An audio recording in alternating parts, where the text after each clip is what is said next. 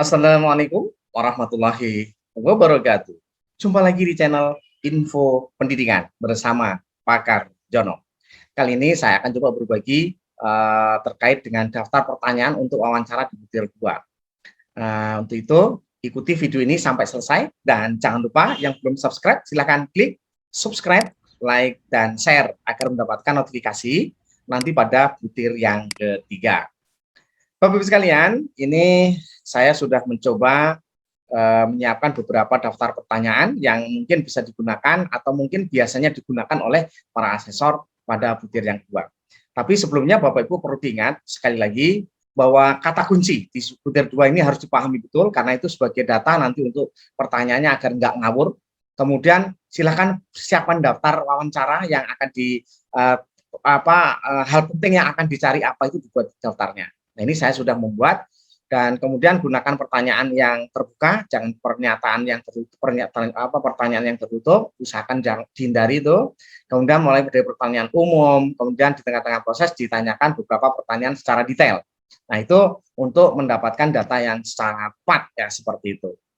Bapak Ibu, kalau dari sisi kunci ya, dari kunci level di level 2 ini, kunci di butir 2 ini. Pada prinsipnya di sini bahwa sekolah melaksanakan atau menunjukkan siswa itu menunjukkan perilaku religius. Nah, di sini perilaku religius itu sudah konsisten apa belum? Kalau belum konsisten berarti di 2. Kalau sudah konsisten, kalau enggak 3, 4. Dia kalau misalkan sudah konsisten dan memang sudah membudaya, itu baru dia dapat level yang ke-4. Nah, ini yang akan kita ambil Bapak Ibu, ada 3 hal, yaitu bagaimana siswa di sekolah itu dalam melaksanakan ibadah sesuai agamanya. Kemudian yang berikutnya, bagaimana sikap toleransi siswa antar umat beragamanya, ya kan? Itu yang akan nanti ditanya. Kemudian bagaimana untuk menjaga kerukunan ya, kerukunan antar umat beragama. Itu yang akan kita cari. Ya, Bapak Ibu. Nah, ini yang pertama di level di aspek yang pertama Bapak Ibu, pembiasaan. Program yang dilakukan di sekolah atau mungkin program religius apa sih yang diprogramkan di sekolah? Nah, mungkin bisa ditanyakan kepada kepala sekolah atau pembiasaan apa saja yang di program sekolah terkait dengan perilaku religius siswa. Oh iya Pak, kami ada beberapa diantaranya sholat berjamaah, sholat duha, berdoa sebelum dan sudah waktu pembelajaran, kemudian pembiasaan ucapan salam dan lain sebagainya. Itu nanti tugasnya kepala sekolah supaya tahu bahwa itu sebenarnya yang akan dikejar. Jadi programnya banyak ya, intinya seperti itu. Nah, ini yang mungkin nanti dari sekolah juga harus pahami betul bahwa ini yang sebenarnya akan dicari gitu ya Bapak Ibu. Jadi ketika ditanya ini Bapak Ibu juga jawabannya sudah tepat ya. Pembiasaan misalkan ya ada yang mungkin setiap paginya itu tahfidz, itu secara otomatis semua siswa sudah tidak perlu. Kemudian misalkan kultum setelah habis sholat itu selalu siswa berdiri terus kultum ya, misalkan ini contoh saja. Ini pembiasaan-pembiasaan yang memang sudah menjadi budaya apa di sana ya. Kemudian ketika kita pengen tahu apakah ini kebiasaan ini sudah membudaya apa belum, ya kita tanyakan seperti apa implementasi di dalam pembiasaan itu. Ya semua sudah berjalan sesuai dengan relnya, misalkan semua setiap pagi dilakukan seperti ini secara otomatis dan sudah menjadi kebiasaan di sekolah, misal ya kan, seperti itu. Kemudian yang kedua Bapak Ibu, tentang bagaimana siswa melaksanakan ibadah sesuai dengan agamanya. Kita pertanyaan pertama adalah perlu ditanyakan agama apa saja yang ada di sekolah itu. Mungkin bisa dijelaskan oleh Bapak kepala sekolah atau siapa yang ditanyakan. Kemudian ketika jumlahnya ada lebih dari satu agama, nah maka kita tanyakan bagaimana cara ibadah anak-anak di sekolah.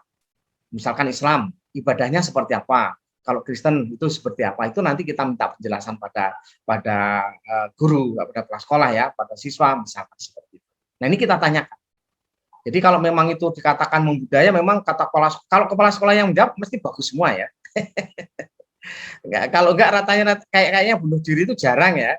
Jadi pasti akan menjelaskan di sini bagus begini. Nanti pembuktiannya kita tanya ke siswa, tanya ke guru, dan dokumen-dokumen yang ada itu sebagai pembuktian. Ya, Bapak Ibu itu.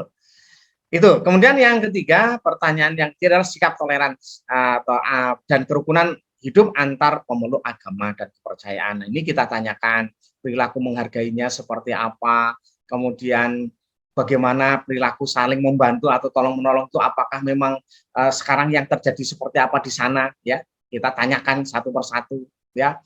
Kemudian menjaga keharmonisan karena ketika di satu sekolah itu ada agama yang berbeda-beda, tentunya ini ada agak riskan ya, bisa ada blok-blokan nanti jadinya seperti itu, ya kan? Kalau saya pernah temukan ya, saya pernah temukan betul itu di salah satu. Nah kebetulan pas saya main di tempat salah satu provinsi lah, nanti nggak perlu saya jelaskan, ya. Jadi ketika anak-anak yang beragama Islam sedang melaksanakan ibadah Jumat gitu, anak yang agama lain membantu yaitu menunggui di depan masjid dan sambil menata sendal.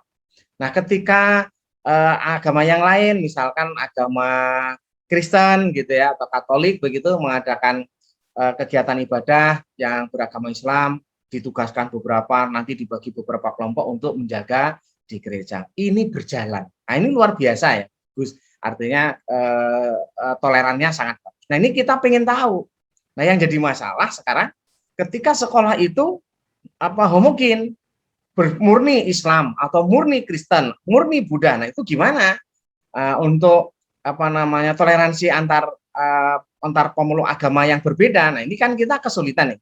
Nah, kita pengen tahu mungkin dalam rangka untuk membantu agama lain ya tidak harus pada waktu di sekolah kan seperti itu. Ya kan? Seperti itu. Ini yang akan kita gali seperti apa. Nah, ini. Jadi ingat bahwa yang akan kita gali itu jenisnya ini ada 3 aspek ya toh. Bagaimana apa saja apa namanya program atau kebiasaan religius apa saja yang ada di sekolah, bagaimana pelaksanaan ibadah siswa yang ada di sekolah sesuai dengan agama dan kepercayaannya itu, dan yang ketiga adalah bagaimana sikap toleransi. Dan di sini apakah ini sudah membudaya apapun, karena kata kuncinya adalah membudaya. Nah, itu Bapak Ibu ya. Ketika sudah membudaya berarti semua memang sudah berjalan dengan baik. Itu baru bisa dikatakan membudaya. Jadi menjadi kebiasaan dalam hari-hari. Nah, ini. Itu barangkali mudah-mudahan bermanfaat. Mohon maaf kalau ada kata-kata yang kurang berkenan, dan jangan lupa yang belum subscribe sekali lagi silahkan subscribe karena nanti akan kita kirim untuk yang video atau butir yang ketiga. Mudah-mudahan bermanfaat. Mohon maaf kalau ada kata-kata yang kurang berkenan dan saya akhiri. Assalamualaikum warahmatullahi wabarakatuh.